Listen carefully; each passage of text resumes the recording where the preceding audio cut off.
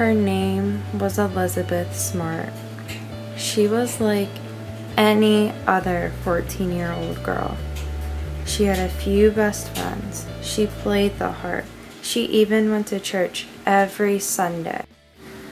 The night everything changed, Brian David Mitchell came into the room that Elizabeth and her sister shared. He quietly walked over to Elizabeth's side of the bed. He whispered in her ear, "I have a knife at your neck. Don't make a sound. Get up and come with me." Brian David Mitchell led Elizabeth 20 miles away from her home into a mountain where he and his wife set up camp. When he arrived to camp with Elizabeth, his wife, Wanda Aline Barzy, was waiting with a white linen robe in her hands.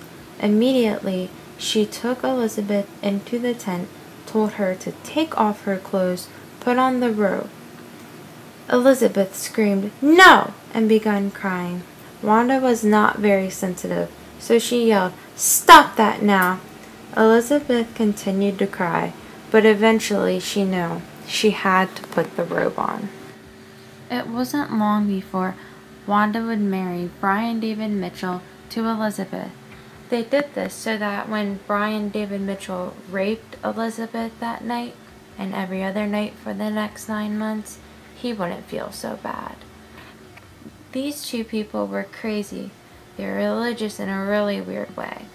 Brian David Mitchell convinced himself he was a prophet of God, and he was to find 7 young wives, and Elizabeth was the first. They had to be pure, innocent, Mormon, and above all, young and beautiful. Elizabeth never lost faith in her God. Every morning and every night she prayed to him twice, once with Brian David Mitchell and Wanda, and then again by herself.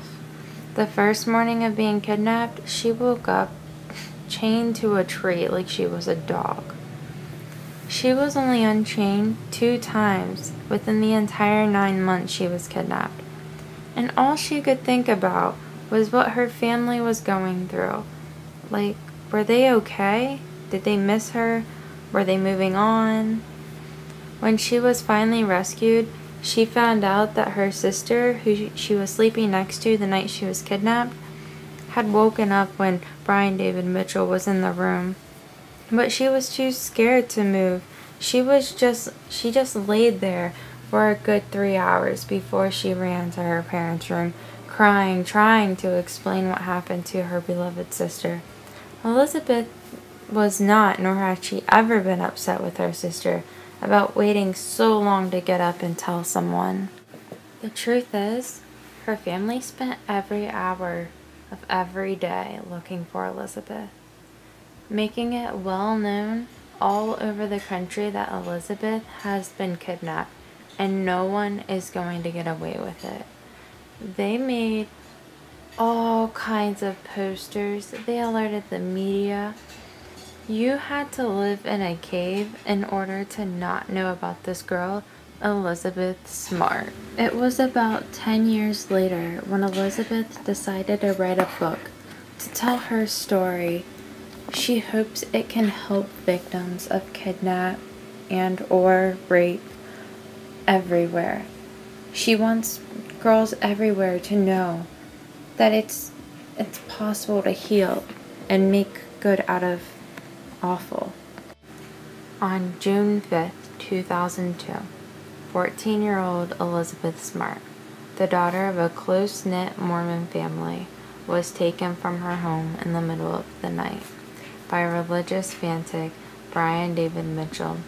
She was kept chained, dressed in a linen robe, repeatedly raped, and she was told her and her family would be killed if she tried to escape. After the rescue on March 12, 2003, she rejoined her family and worked to pick up the pieces of her broken life. In the 10 years after her rescue, Elizabeth transformed herself from a victim to an advocate, traveling the country and working to educate, inspire, and foster change. She has created a foundation to help prevent crimes against children and is a frequent public speaker. In 2012, she married Matthew Gilmore, whom she met doing mission work in Paris for her church, in a fairy tale wedding that made the cover of People magazine.